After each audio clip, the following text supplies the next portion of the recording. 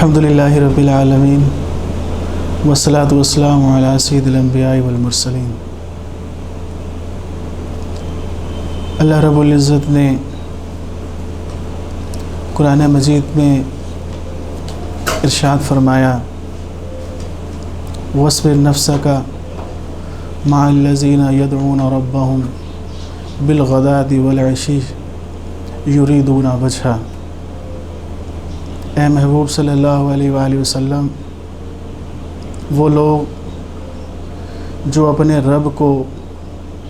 صبح و شام پکارتے ہیں اور اپنے رب کو تکنا چاہتے ہیں، ان کو اپنی صحبت عطا فرمائیے۔ یہ صحبت نے ان مقتدر ہستیوں کو صحابی بنا دیا اور رب کو تکنے کا جو اظہار ہوا وہ کبھی حضرت علی رضی اللہ تعالی عنہ کی زبان اقدس سے یوں ہوا کہ میں اس وقت تک سجدے سے سر کو نہیں اٹھاتا جب تک اپنے رب کو دیکھ نہیں لیتا۔ حضرت ابو ہریرہ رضی اللہ تعالی عنہ مدینہ پاک کی گلیوں میں یہ صدائیں لگاتے پھرتے کہ میں نے مدینہ کی گلیوں میں رب کو چلتے پھرتے دیکھا۔ حضرت ابی بن کعب رضی اللہ تعالی عنہ وہ فرماتے ہیں کہ ایک روز حضور علیہ السلام نے اپنا دست اقدس میرے سینے پر رکھا تو میری حالت یہ تھی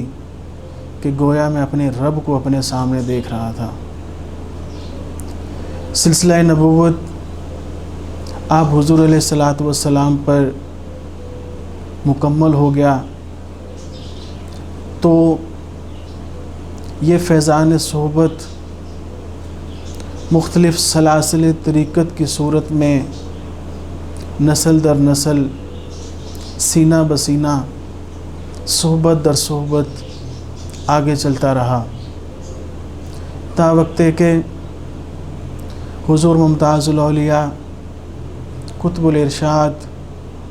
پیر ممتاز احمد شاہ قادری چشتی صابری رحمۃ اللہ علیہ، آپ کی ہستی ان ارواح مقدسہ میں سے تھی جو روز الست سے ہی معمور و مخمور تھے۔ جب وجود بشری میں ملبوس ہوئے، وہ رب کو تکنے کی خواہش، اس سے ملنے کی آس، اس نے آپ کی ولادت سے ہی بے قراری کی صورت میں جگہ بنا لی۔ لڑکپن کو پہنچے، یہ بے قراری تڑپ میں بدل گئی، کسک میں بدل گئی۔ جوانی میں اس تڑپ اور کسک نے جنون کا درجہ اختیار کر لیا۔ وہ رب کے ملن کی آس، وہ تڑپ، اس کو دیکھنے کی خواہش، اس نے حضور میاں صاحب رحمۃ اللہ علیہ کی صحبت اقدس میں پہنچا دیا۔ اس صحبت اقدس میں یہ سفر تکمیل کیسے ہوا، کون کون سے مراحل درمیان میں پیش آئے، یہ ہم چراغ سلسلہ صابریہ حضور پیر غلام فرید صابری مدظ اللہ العالی کی زبان اقدس سے اس کی مزید تفصیلات و احوال جانتے ہیں۔ الحمدللہ رب العالمین، الصلاۃ والسلام علی اشرف الانبیاء والمرسلین وعلی آلہ الطیبین طاہرین راکعین ساجدین، ذہب اللہ عنہم الرجس ویطہرہم تطہیرا، وعلی اصحابہ الذین رضی اللہ عنہم ورضوا عنہ، اما بعد فاعوذ باللہ من الشیطان الرجیم، بسم اللہ الرحمن الرحیم۔ حضرت گرامی قدر، گزشتہ مجلس کے اندر حضور قبلہ میاں صاحب رحمہ اللہ تعالی علیہ آپ کا سفر حج اور اس کے متعلق جو معاملات تھے وہ عرض کیے۔ اس مجلس میں ارادہ فقیر ایک عرصے سے تھا کہ حضور قبلہ میاں صاحب رحمہ اللہ تعالیٰ علیہ کے ساتھ جو گہری وابستگی بصورت صحبت، جلب، نگاہ کرم، شفقت، عنایت کی صورت میں رہی، اس کی کچھ تفصیلات، کچھ واقعات کی صورت میں بیان کرنا چاہوں گا۔ ایک بات میں آپ سے پہلے یہ عرض کر دوں کہ یہ میرا ایمان بھی ہے اور حضور قبلہ والد گرامی کا یہ ارشاد مبارکہ بھی رہا کہ سرکار روز اول سے منتخب نگاہ تھے۔ پہلے دن سے ہی حضور میاں صاحب رحمہ اللہ تعالیٰ علیہ نے جب یہ فرمایا کہ باؤ جی یہی ممتاز ہے، عرض کہ سرکار یہی ممتاز ہے۔ اور میں نے گزشتہ مجالس میں یہ ذکر بھی کیا کہ اس کے بعد حضور میاں صاحب رحمہ اللہ تعالیٰ علیہ کا پورے پنجاب کو یکلخت ترک کر دینا، تمام سلسلے کو چھوڑ کر ایک دم کراچی میں آ کے فروکش ہونا، اور کراچی میں بھی بہت عمراء، رؤساء، بڑے بڑے عالیشان محلات والے حضور کی مریدین، متوسلین، محبین، مباحین موجود تھے۔ ان سب کے گھروں کو، ان کے علاقوں کو ترک کر کے ایک نسبتاً بہت ہی بیکورڈ قسم کی سوسائٹی اختر کالونی کو اختیار کرنا، یہ تمام باتیں اس بات کی علامت ہیں کہ حضور قبلہ والد گرامی سرکار میاں صاحب رحمہ اللہ تعالیٰ کی نگاہ کے اندر اس مقام کے لیے منتخب ہو گئے تھے کہ جو اس کے بعد حضور میاں صاحب رحمۃ اللہ کے بعد جس کے ہاتھ میں عنان سلطنت اور کلیتاً سلسلہ عالیہ صابریہ تسلیمیہ، اس کی پوری باغ دوڑ ان کے ہاتھوں میں جانی تھی، یہ بات حضور میاں صاحب رحمۃ اللہ نے منتخب فرما لی تھی۔ حضور جب واقعات شروع کرتی ہیں ملاقات کے اور صحبت کے تو فرماتے تھے کہ اس زمانے اقدس کے اندر حال یہ تھا کہ غربت کا عالم تھا، زیادہ تر پلے کو جائیداد تو تھی نہیں، ایک مکان تھا، اور قبلہ دادا جان ان کی ایک چھوٹی سی شاپ تھی، کینٹین تھی، اسکول کے ساتھ بنائی ہوئی تھی، اور سرکار قبلہ والد گرامی اس زمانے میں امریکن لائف انشورنس کے اندر ملازمت اختیار کی تھی حضور نے، اور وہاں سے حضور کا واسطہ جو پڑا وہ حضور گرو جی سے ارشاد فرمایا کرتے تھے، ان کو عزیز احمد قریشی المعروف گرو جی کا ارشاد فرمایا کرتے تھے، ان سے ملاقات ہوئی، ان کے ذریعے باؤ جی تک پہنچے اور باؤ جی کے ذریعے میاں صاحب تک پہنچے، اور پھر اس کے بعد میاں صاحب کے ہاں تشریف فرما ہو گئے۔ تو فرمانے لگے کہ حضور کی صحبت کی ابتدا اس وقت شروع ہوئی کہ جب ایک روز مجھے اپنی صحبت میں بلایا، اور بلانے کے بعد فرمایا کہ اپنا حال سناؤ، تم اپنا حال سناؤ کہ تمہارا حال کیا ہے۔ تو مجھے اب بھی حضور کے الفاظ یاد آتے ہیں قبلہ والد گرامی کے، فرماتے ہیں کہ کوئی محرم حال پوچھے، اور مجھ جیسا شخص جس نے زندگی کے اندر بڑے نشیب و فراز اور انتہائی تلخ ایام دیکھے، وہ حال سنائے تو فرمانے لگا میں حال سنا شروع کیا، رونا شروع کر دیا، حال سناتا گیا، اپنا واقعہ سناتا گیا، کس طریقے سے جامع مسجد المومن سے ابتدائی تصوف ہوئی، استاد طریقے کے ساتھ رہا، کن ملنگوں کی صحبت میں رہا، کن لوگوں کے ساتھ تعلقات رہے، کن لوگوں کے ساتھ باؤ جی کے تک پہنچا، باؤ جی کے یہاں کیا معاملات رہے۔ فرماتے سناتا گیا، روتا گیا تھا، رویا دھاڑے مار مار کے قدمین شریفین میں گر گیا حضور قبلہ میاں صاحب رحمہ اللہ تعالیٰ علیہ کے، اور روتے روتے ہچکی بند گئی۔ جب بہت رو لیا تو حضور میاں صاحب رحمۃ اللہ تعالیٰ علیہ نے بڑے پیار سے فرمایا اب کیوں روتا ہے، اب تو صحیح جگہ پہنچ گیا ہے، اب تو کیوں روتا ہے، تو صحیح جگہ پہنچ گیا ہے۔ اور جب حضور اپنی حیات طیبہ کے اس واقعے پر پہنچے، عرض کیا کہ سرکار میں پٹھانوں کے پاس پہنچ گیا تھا جو منگو پیر کے پہاڑوں کے درمیان جن کا ایک آستانہ اور تارک دنیا تھے، تو اس وقت میرے سامنے وہ ارشاد فرمایا گفتگو دوران ہی کہ ممتاز تم اس وقت بھی مخدوم پاک کی نگاہ میں تھے، تم اس وقت بھی مخدوم پاک کی نگاہ میں تھے، ورنہ وہ تارک الدنیا فقیر تمہیں کہیں کا نہ چھوڑتا۔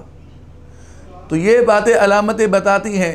کہ حضور قبلہ مخدومی مرتبت مخدوم علاء الدین علی احمد صابق علی رحمہ اللہ تعالیٰ علیہ نے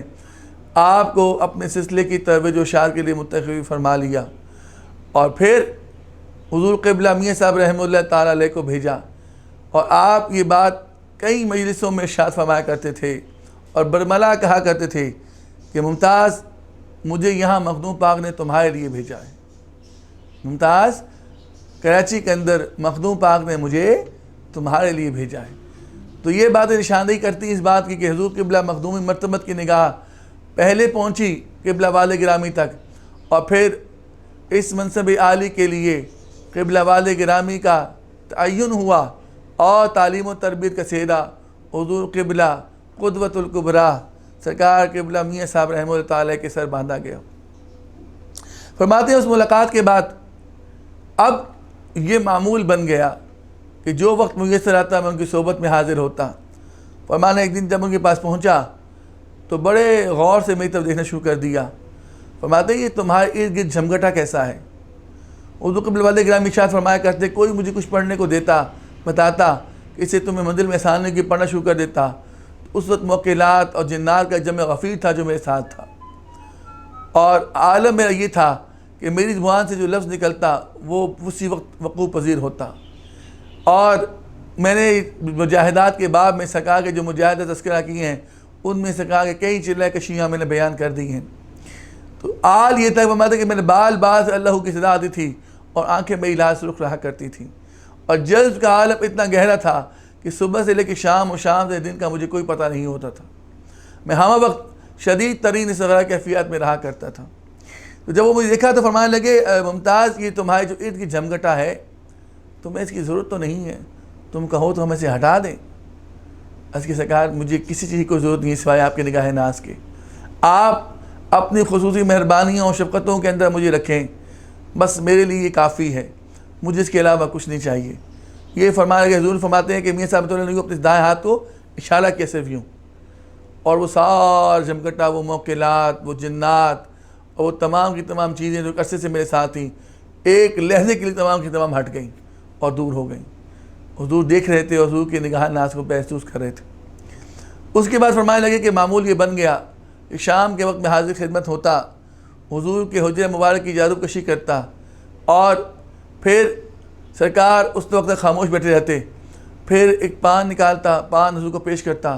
حضور منہ میں پان ڈالتے، پیک بناتے، اور پیک بنانے کے بعد پھر ان کو گالدان پیش کرتا، پیک پاشی فرماتے، اور پیک پاشی فرمانے کے بعد پھر گفتگو شروع ہوتی. ہر روز ایک نیا جملہ ارشاد مبارکہ ہوتا اور اس جملہ مبارکہ کے برکت کے ساتھ باتیں ہوتی.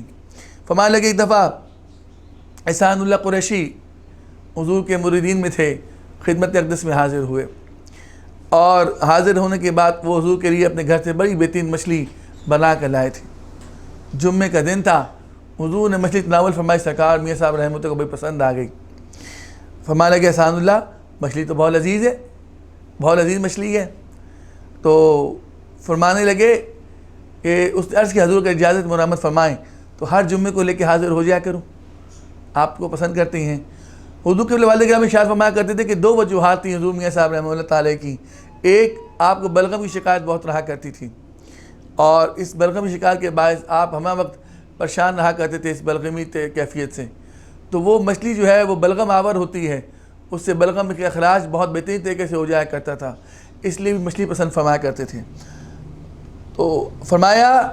بے شک لیکن ایک وعدہ کرنا ہوگا، وعدہ کرنا ہوگا. عرض کے حضور ارشاد فرمائیں. تو فرمانے کہ احسان اللہ بارش ہو، موسمی حالات خراب ہوں، شہر کے حالات خراب ہوں، ٹرانسپورٹ کا مسئلہ ہو، اور کوئی بیماری پریشانی وبا بلا ہو، تو تم چھٹی کرو گے اور تم مچھلی لے کر نہیں آؤ گے. اپنے اوپر یہ لازم ملزوم نہیں کر لو گے تم ہاتھ میں لے کر آنی ہے. حضور قبلہ دیکھنے شروع ہو گئے کہ اب ارشاد فرمایا تو یقیناً اس کی حکمت بیان فرمائیں گے. تو حضور میاں صاحب متوجہ ہوئے سرکار کی طرف اور فرمانے لگے یاد رکھو پیر کو مرید کے ساتھ انتہائی قلبی ارتباط ہونا چاہیے، قلبی تعلق ہونا چاہیے. دیکھو میرے دین و ایمان تاجدار کائنات حضور ختم المرسلین صلی اللہ تعالی علیہ وسلم بارش کے دوران اعلان فرما دیتے کہ لوگوں کو ارشاد فرما دے کہ تم گھروں میں نماز پڑھ لو. یہ ارشاد مبارکہ اس بات کی نشاندہی کرتا ہے کہ حضور کو لوگوں کے لیے آسانی منظور تھی، ان پر کسی قسم کی سختی منظور نہ تھی. اس آسانی کے لیے حضور میاں صاحب رحمہ اللہ تعالیٰ نے فرمایا کہ یہی فقیر کی نشانی ہے کہ یسرو ولا توسرو، بشرو ولا تنفرو، لوگوں کے لیے آسانیاں پیدا کرو، تنگیاں پیدا نہ کرو، اور لوگوں کو بشارتیں سنایا کرو، ان کو ڈرایا دھمکایا نہ کرو، ایسا مت کیا کرو۔ یہ حضور کی نشاندہی تھی۔ تو بیان کر رہا تھا سعد القرشی کے معاملات میں، حضور نے وہ حدیث مبارکہ ارشاد فرما کے یہ ارشاد فرمایا کہ دیکھو ممتاز، میرے دین و امام بھی امتیوں کے لیے آسانی پیدا فرمایا کرتے تھے، فقیر کو بھی کامل متبع سنت ہونا چاہیے، اور اتباع سنت کے اندر اس کو ہمیشہ ان باتوں کا خیال کرنا چاہیے جو کہ حضور اسلام کی معمولات تھے، آپ کے روزمرہ کے جو بھی کار فرما تھے اس کے مطابق چلنا چاہیے۔ اور پھر اس کو یہ ارشاد فرمانے کے بعد حضور نے رخصت فرما دیا۔ سبحان اللہ، حضور فرمایا کرتے کیا خوبصورت طریقہ تربیت تھا کہ میرے سامنے اونچی آواز میں ارشاد فرمایا اس بات کو۔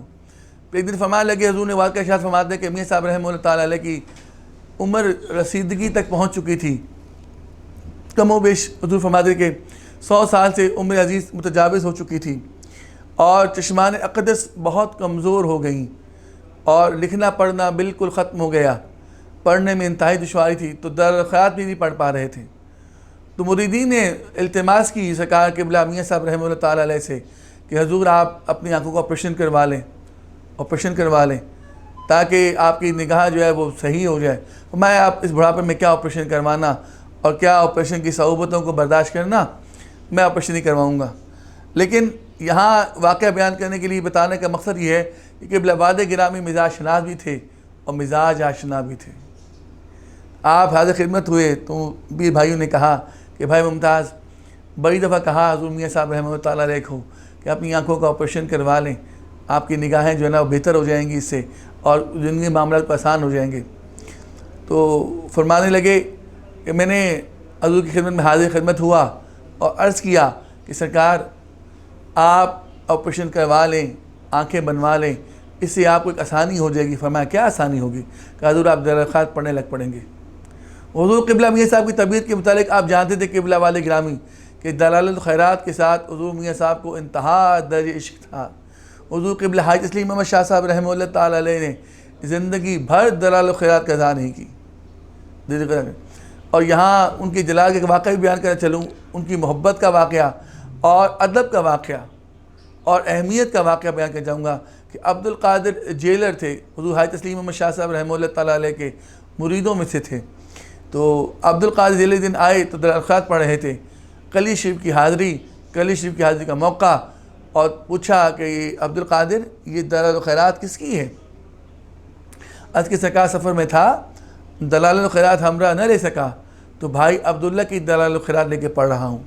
حضور نے ناراضگی کا اظہار فرمایا کہ تمہیں احساس نہیں ہے کہ کتنی اعلیٰ پائے کی تعلیم میں نے تمہیں دی ہے، کتنی اعلیٰ پائے کی تعلیم پہ تم عمل پیرا ہو رہے ہو، اور تمہیں اس کی اہمیت کا احساس ہی نہیں ہے؟ جاؤ، ہم تمہاری اجازت منسوخ کرتے ہیں۔ حاج صاحب رحمۃ اللہ علیہ کا جلال بہت جلال آور ہوا کرتا تھا۔ عبد القادر جیلر صاحب کی انہوں نے وہ درخواست ہی منظور کر دی، حالانکہ عبد القادر جیلر صاحب بہت خوبصورت شاعر تھے اور اعلیٰ پائے کی شاعری کیا کرتے تھے۔ ان کا ایک شعر اکثر حضور قبلہ میاں صاحب رحمہ اللہ تعالیٰ پڑھتے اور قبلہ والد گرامی کو سنایا کرتے تھے، اور والد گرامی نے وہ شعر اپنے اس کتاب جو ملفوظات حضور قبلہ میاں صاحب رحمہ اللہ تعالیٰ علیہ ہیں فرمایا کرتے ہے عبد القادر تیرے در کا مسکین و ذلیل، پر خطا و بے نوا و مطلق فقیر، بخشش و بے کسی اس کی خطا بس اے رب جلیل، کل انبیاء و کل اولیاء و پارسا کے واسطے۔ یہ شعر انہوں نے لکھا، اور حضور قبلہ والد گرامی شاعر فرمایا کرتے تھے کہ پورا کا پورا جو شجرہ آج منظوم حالت میں جو موجود ہے، اس کی جو منظوم کرنے کی جو شروعات تھی وہ قبلہ عبد القادر جیلر صاحب نے کی تھی۔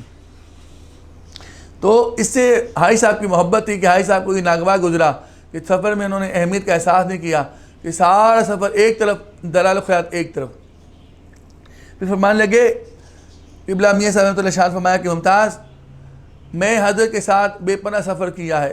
کلیر پاک، اجمیر شریف، دلی شریف، اروہی ضلع جالون، پورے ہندوستان کے سفر کیے میں نے۔ کبھی سفر پہ روانہ ہوتے تو کبھی انہوں نے یہ سوال نہیں کیا کہ روپیہ پیسہ ہے، کوئی سفر کے خرچہ ہے، زیادہ راہ موجود، کبھی نہیں۔ صرف دو سوال ہوا کرتے تھے، پہلا عبداللہ تم نے دلال و خیرات رکھ لی ہے؟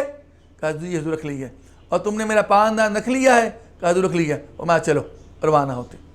اس حد تک متوکل علی اللہ تھے کہ کبھی اس بات کا خیال نہیں گزرا کہ بھائی انتظار میں کچھ زیادہ رہا بھی موجود ہونا چاہیے. تو حضور نے ارشاد فرمایا میاں صاحب رحمۃ اللہ کی بارگاہ میں سرکار حاضر ہوئے اور عرض کیا سرکار آپ اگر آپریشن آنکھوں کی کروا لیں گے تو آپ کی بصارت واپس آ جائے گی, اور بصیرت تو پہلے ہی ماشاءاللہ ماشاءاللہ کیا کمال کی ہے, تو اس سے آپ دلخات پڑھنے کے لائق ہو جائیں گے. بس یہ بتانے کی دیر تھی کہ حضور صاحب کے چہرے پر ایک بشاشت لاگی. فرمایا جاؤ اور ڈاکٹر سے جا کے کہو کہ ہم آپریشن کروانے کے لیے تیار ہیں. اس زمانے میں اختر ہائی ہاسپٹل کراچی کے اندر موجود تھا, اور ڈاکٹر اختر آئی اسپیشلسٹ تھے بہت بہترین قسم کے, اور ان سے ٹائم لیا گیا باقاعدہ, اور ٹائم لینے کے بعد آپریشن کی تیاری ہوئی. تو جس دن آپریشن کرنے کے لیے جانا تھا اس دن باقاعدہ نفل کے لیے بیٹھے اور ہاتھ اٹھا کے دعا کی کہ میں نیت کرتا ہوں آپریشن کی واسطے پڑھنے دلائل الخیرات کے, کہ اللہ میری یہ نیت ہے کہ میں آپریشن کروا رہا ہوں نگاہوں کا, لیکن ان آنکھوں آپریشن کروانے کا کوئی دنیاوی مقصد نہیں ہے, مقصد وحید ہے تو صرف اور صرف دلائل الخیرات پڑھنا ہے کہ وہ جو مجھے معمول حضور قبلہ حاج صاحب سے عطا ہوا تھا وہ معمول میرا قضا نہ ہو. یہ باقاعدہ دعا فرمانے کے بعد حضور قبلہ میاں صاحب کے ساتھ روانہ ہوئے. تو حضور قبلہ والے ہمیں ارشاد فرماتے کہ میں ہاسپٹل حضور کے ساتھ تھا. جب تھیٹر میں جانے لگے تو اونچی آواز میں پڑھنے لگے بسم اللہ مجریہا مرساہا انا ربی غفور رحیم. اونچی آواز میں دعا پڑھی کہ میری کشتی میرے مولا تیرے حوالے ہے, میرے سارے معاملات تیرے حوالے ہیں, اور میں امید کرتا ہوں کہ تو بڑا بخشنے والا, بڑا رحیم ہے, بڑا غفور ہے, تو میرے معاملات میں آسانی فرمائے گا. اور فرماتے اندر چلے گئے. 1 گھنٹے کا کم و بیش آپریشن تھا. 1 گھنٹے کے بعد جب واپس تشریف بحال آئے تو زبان اقدس میں شعر تھا بلغ العلا بکمالہ کشفت الدجا بجمالہ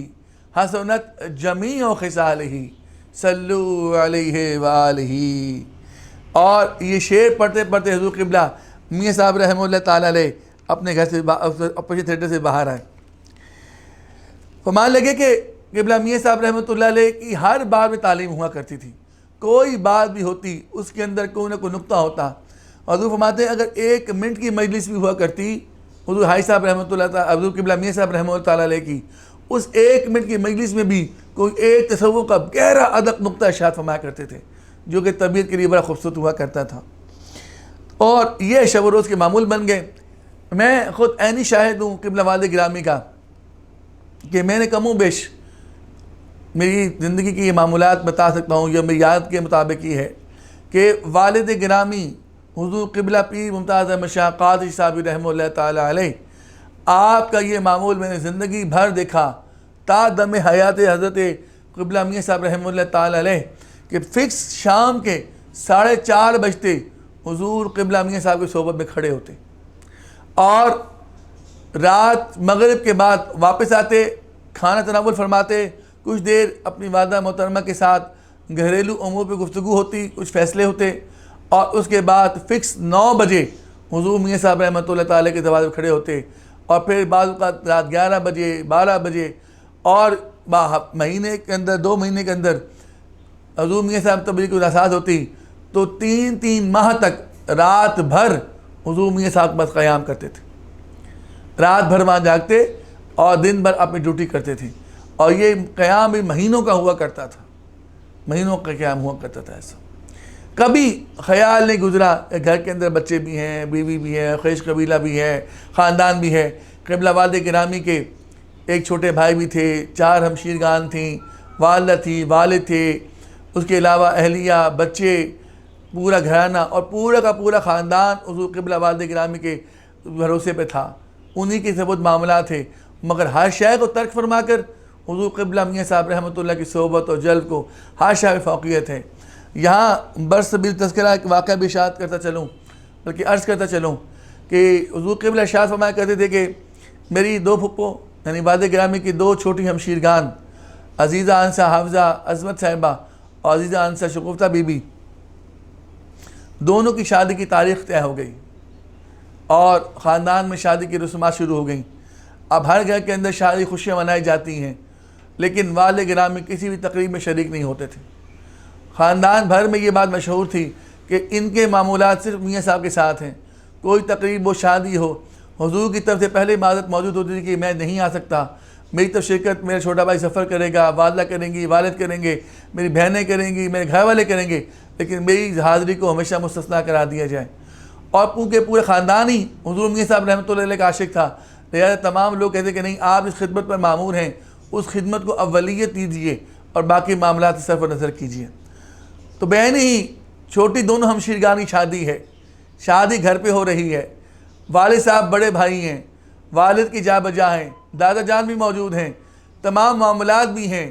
اور شادی کے اندر احباب اس بات سے خوب واقف ہیں کہ 600 طرح کے معاملات ہوتے ہیں جو چلا کرتے ہیں. والد گرامی کا عالم یہ تھا کہ آپ نے اس دوران بھی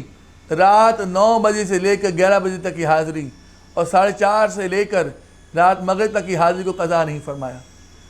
اور مغرب سے عشاء کے درمیان جو گھنٹہ 2 گھنٹہ کا تشریف لاتے, اس کے درمیان ہی سارے معاملات طے فرما لیتے.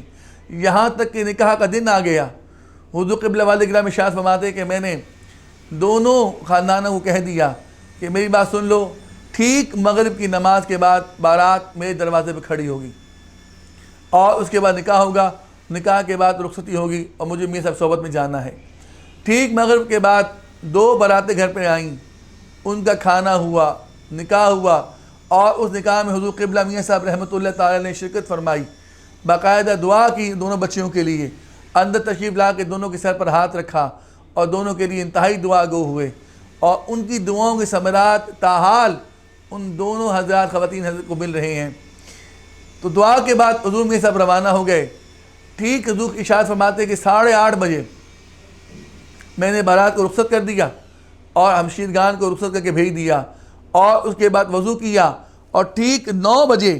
حضور ارشاد فرماتے ہیں کہ میاں صاحب کی صحبت میں بیٹھا ہوا تھا, سرکار میاں صاحب کے ساتھ بیٹھا ہوا تھا. جب میں دیکھا اندر داخل ہوا, میں نے آ گئے کہ جی ضرور آ گیا, آؤ بیٹھ جاؤ, آؤ بیٹھ جاؤ. دوستوں, یہ اس واقعے پہ غور کرے بندہ. ہر گھر میں شادی بیاہ کی رسومات و تقریب ہوتی ہیں, اس سے ڈیڈیکیشنز پتہ لگتی ہیں صحبت کی. حضور قبلہ والد گرامی کی جو ایک غایت درجے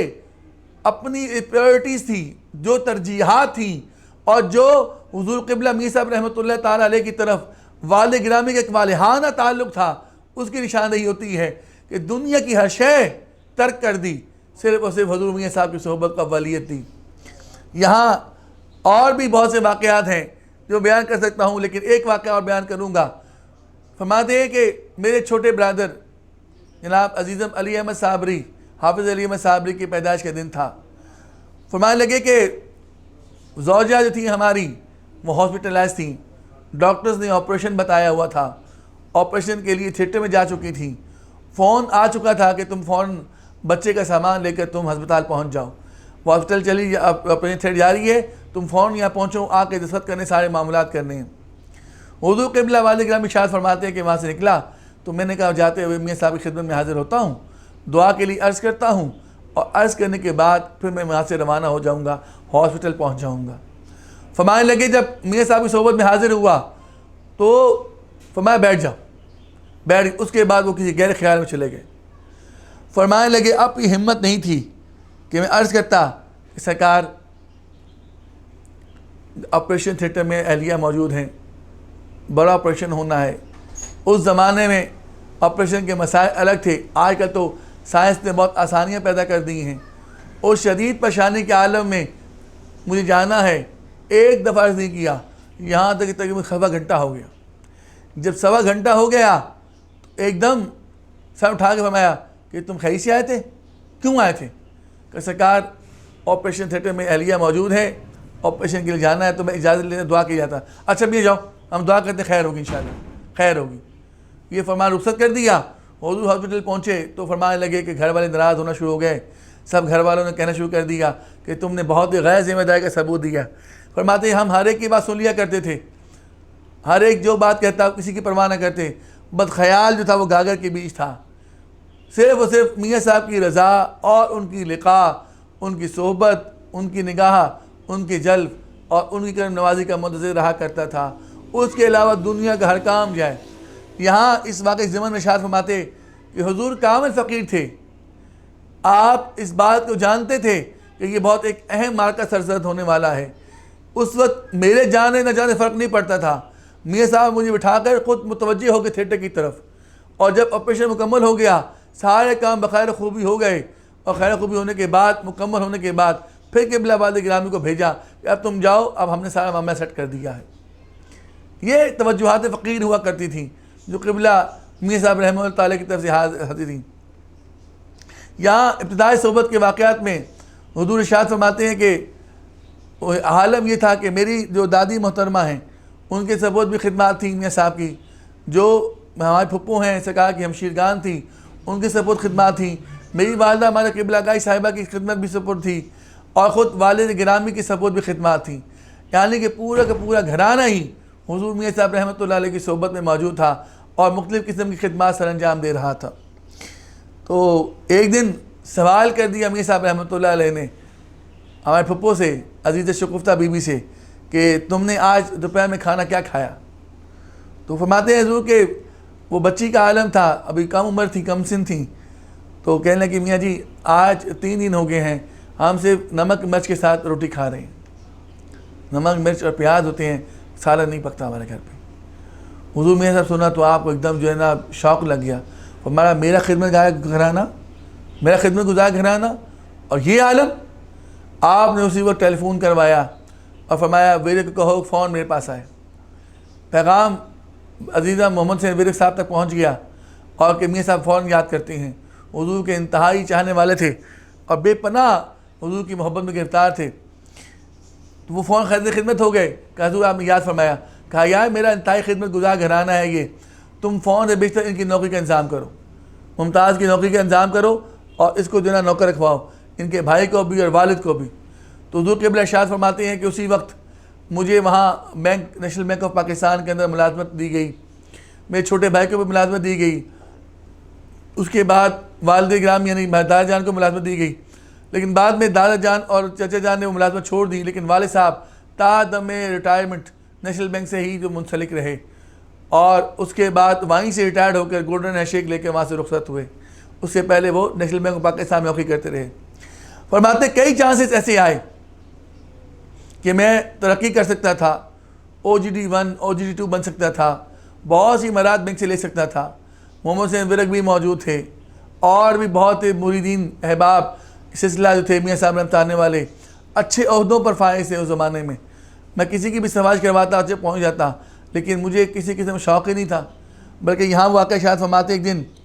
محمد حسین ورق کو بلوایا، اور بلوانے کے بعد کافی دیر گفتگو کرتے رہے۔ جب حاضر خدمت ہوا تو فرمانے لگے بھائی وہ محمد حسین ورق آئے تھے اور ہم نے تمہاری ان کی جو ترقی کی بات کی ہے، ترقی کی بات کی ہے۔ تو حضور فرماتے ہیں کہ عمومی طور پر عادت تھی کہ جو شب مرضی حضور کا خاموش ہوتا، لیکن اب طبیعت کے اندر ایک جولانی پیدا ہو گئی، تو میں نے ہاتھ باندھے کھڑا ہو گیا، میں کہا سرکار اس در سے جو عطا ہو وہ میرے سر آنکھوں پر، لیکن میرے سرکار میں اس پروموشن کے لیے نہیں آیا، اس ترقی کے لیے نہیں آیا، میرا مقصد وحید کچھ اور ہے، اور حضور خوب جانتے ہیں کہ ممتاز یہاں کیوں موجود ہے، اس لیے اس صحبت میں بیٹھا ہوا ہے، مہربانی ہو تو میرے مقصد کو اپنے سامنے رکھا جائے، اس کے علاوہ کسی اور بات کی طرف توجہ نہ فرمائے سرکار، بس مجھے یہ ترقی عطا فرمائے، قربان جائیے۔ حضور میں فرمایا کہ وہ بھی ہوتی رہے گی، لیکن میں چاہتا ہوں کہ تمہاری تھوڑا آسان ہو جائے، دنیا آسان ہو جائے تو اس سے دین میں آسانی پیدا ہو جاتی ہے، اولیاء کا طریق تربیت ہی ہوتا ہے۔ لیکن اس سے ڈیڈیکیشن بتا رہا ہوں، فرمانے لگے کہ میں چاہتا تو ترقی کر لیتا، لیکن ترقی ہوتی تو کام کی نوعیت بدل جاتی، ترقی کے لیے اپنی سروسز کو بہتر کرنے کے لیے زیادہ محنت کرنی پڑتی ہے، اور اپنے آپ کو اس کا اہل ثابت کرنا پڑتا ہے، اور اگر میں بینک کے اندر بہت زیادہ مصروفیات اختیار کر لیتا اور ایکسٹرا آرڈنری سروسز لے لیتا تو پھر خدمت صحبت سے محروم کر دیا جاتا۔ تو ساری عمر ایک کم ترین جاب رکھی، اس میں ایک کم ترین سیلری رکھی، اور اس کے باوجود بھی نہ کبھی میاں صاحب سے کہا اور نہ کبھی کسی پیر بھائی سے کہا، کیونکہ یہ خیال غالب رہتا کہ ترقی ہوتی گئی کام کی نوعیت بدل جائے گی، کام بڑھ جائے گا اور صحبت میں خلل آئے گا، تو دنیا کی ساری جائے بھاڑ میں میری صحبت اور میرا تعلق، میری قربت حضور میاں صاحب سے، اس میں کوئی فرق نہ آنا پائے، کسی قسم کا فرق نہ آنے پائے۔ حضور صحبت کے مختلف واقعہ بیان کرتے تھے، ان واقعات میں مختلف پیر بھائیوں کی محبت، ان کا تعلق، ان کا عشق اور بیان کرتے، اور اس کے بیان کرنے کا مقصد مریدین کے اندر تعلیم و تربیت بھی کرنا ہوتا تھا اور انہیں بتانا ہوتا تھا کہ طریق سلف الصالحین کا کیا رہا ہے اور وہ کون سا طریق ہے جو آپ کو آگے بڑھنے میں معاون اور مددگار ہوتا ہے۔ تو مختلف مریدین کے واقعات کے اندر جو واقعہ سرکار بہت محبت سے بیان فرماتے تھے، ان میں ان کے پیر بھائی بابو عبدالحی کا واقعہ تھا۔ اس واقعے کو بیان بھی فرمایا کرتے اور اس واقعے کے ذریعے تعلیم و تربیت بھی فرمایا کرتے۔ فرماتے ہیں کہ بابو عبدالحی حضور میاں صاحب خدمت میں حاضر ہوئے اور حاضر خدمت ہو کر بابو عبدالحی نے ایک دن حضور میاں صاحب رحمہ اللہ تعالیٰ علیہ کے سامنے کچھ بسکٹ پیش کیے، غالباً فرمانے پاؤ بھر بسکٹ تھے، چھوٹے چھوٹے بڑے خوبصورت سے بسکٹ تھے لذیذ۔ حضور میاں صاحب رحمۃ اللہ علیہ نے چائے میں عادت شریف تھی کہ وہ ڈبو دیتے اور جب بسکٹ نرم ہوتے تو دانت اتنے زیادہ نہیں تھے تو اسی کو چبا کے وہ کھانے میں آسانی جاتی، وہ ہلکا قسم کا اس کا وہ بن جاتا چیزیں، تو وہ کھا کے اپنی بھوک کو مٹایا کرتے تھے۔ تو بسکٹ بڑے پسند آئے تو حضور نے فرمایا بابو عبدالحی تمہارے بسکٹ بہت مزیدار ہیں۔ کہا جی حضور۔ فرماتے اس کے بعد آندھی ہو، طوفان ہو، باد و بارہ ہو، کوئی مسئلہ ہو، ٹھیک جمعے کی دن عصر کی نماز وقت بابو عبدالحی ایک پاؤ بسکٹ کے ساتھ حاضر خدمت ہوتے۔ پھر ایک دن حاضر خدمت ہوا، اس کے سرکار عید قربان آ رہی ہے، قربانی کا ارادہ ہے، آپ حکم فرمائیں کہ میں کس دن قربانی کیا کروں۔ میاں صاحب تھے، فرمایا کہ عبدالحی تم عید کے تیسرے دن قربانی کیا کرو، قصائی آسانی سے مل جائے گا تمہیں۔ پہلے 2 دن بہت مارا ماری ہوتی ہے، قصائی نہیں ملتا، دشواری ہوتی ہے، تو تم تیسرے دن قربانی کیا کرو، اس سے تمہیں آسانی رہے گی، قربان جائیے۔ بابو عبدالحی فرماتے حضور میاں قبلہ والد گرامی ارشاد فرماتے حضور میاں صاحب کے وصال کو آج 30 سال ہو گئے ہیں، ان 30 سالوں کے اندر آج بھی بابو عبدالحی کے گھر میں قربانی عید کے تیسرے دن ہوا کرتی ہے۔ تا دم حیات، جب تک بابو عبدالحی صاحب حیات رہے، اللہ ان کے درجات بلند فرمائے، تو انہوں نے اپنی زندگی کے اندر یہی معمول رکھا اپنے مرنے تک کہ عید کے تیسرے دن قربانی ہوا کرتی تھی۔ حضور فرماتے دیکھو مرید کا معمول وہی اس کی ترقی کا باعث بنتا ہے۔ ابو عبدالحی نے صرف ایک معمول اختیار کیا، جمعے کی حاضری اور جمعے کے بسکٹ اور عید کی قربانی، ان معمولات پہ زندگی بھر عمل پہ رہے۔ حضور قبلہ میاں صاحب رحمۃ اللہ علیہ نے خلافت سرفراز فرمایا اور بے پناہ قرب نوازا۔ میں جن لوگوں نے ان کو دیکھا ہے وہ جانتے ہیں، اور جنہوں نے نہیں دیکھا ان کا چہرہ ایسے چمکتا تھا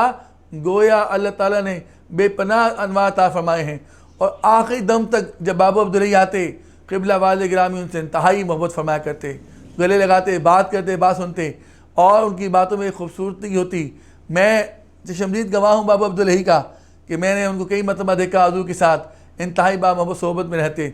اور میری یادداشتوں کے مطابق ان کے پاس ایک ویسپا تھی اس زمانے میں بلو کلر کی، اس ویسپا پہ وہ آیا کرتے تھے۔ اور حضور میاں صاحب کے حیات اقدس میں یہ معمول تھا کہ جتنے پیر بھائی آتے، جو ملاقات کے لیے آتے، وہ پہلے سرکار کے پاس آتے تھے اور جانتے تھے کہ 4:30 بجے حضور دروازہ کھولیں گے تو حضور جائیں گے، تو اس کے بعد کوئی بندہ جا سکتا ہے، سرکار کے جانے سے پہلے کوئی بندہ حضور کی مجلس میں نہیں جا سکتا۔ یہ تمام پیر بھائیوں کو معلوم تھا، اور میں گواہ ہوں، میرے سامنے جب شام کے 4:15 بجتے تو ہر روز کوئی نہ کوئی دعا کھٹکھٹاتا تھا، اور والا کہتا ممتاز بھائی 4:15 ہو گیا، ہم سامنے باہر کھڑے ہیں آپ کے، آپ اندر جا کے دعا کھولیں گے میاں صاحب رحمۃ اللہ علیہ کا، تو ہی حاضری اور حضوری نصیب ہوگی۔ اور دوستو میرا تو ایمان ہے حیات اقدس کے بعد بھی معمول یہی تھا کہ ممتاز دروازہ کھولے گا تو کھولے گا دروازہ، اور کوئی دروازہ نہیں کھول سکتا۔ یہ میرا عقیدہ ہے، اور اس پر کسی کا ایمان لانا یا نہ لانا یہ اس کی ذاتی ثوابدید پر ہے۔ بحیثیت فرزند ارجمند، فرزند اکبر، خلیفہ اور مرید ہونے کی حیثیت سے، سجادہ نشین ہونے کی حیثیت سے میرا یہ عقیدہ ہے کہ آج بھی حضور قبلہ میاں صاحب رحمۃ اللہ علیہ کی صحبت اور جلب اور معرفت کا دروازہ قبلہ والد گرامی کے ہاتھ سے ہی کھولتا ہے۔ جو یہاں تعلق مزید مضبوط کرے گا، اور یہ اہل سلسلے کے لیے تعلیماً بھی ارشاد کر رہا ہوں، بلکہ عرض کر رہا ہوں اہل سلسلے کے لیے کہ جان لو کہ حضور قبلہ والد گرامی کی صحبت اور تعلق جتنا مضبوط کرو گے اتنا ہی آگے پیران عظام کی فیض و برکات سے بہرہ مند ہوں گے۔ بالآخر دعا اللہ تعالیٰ حق بات سننے، سمجھنے اور اس پر عمل پیرا ہونے کی توفیق مرحمت فرمائے۔ وآخر دعوانا الحمدللہ رب العالمین۔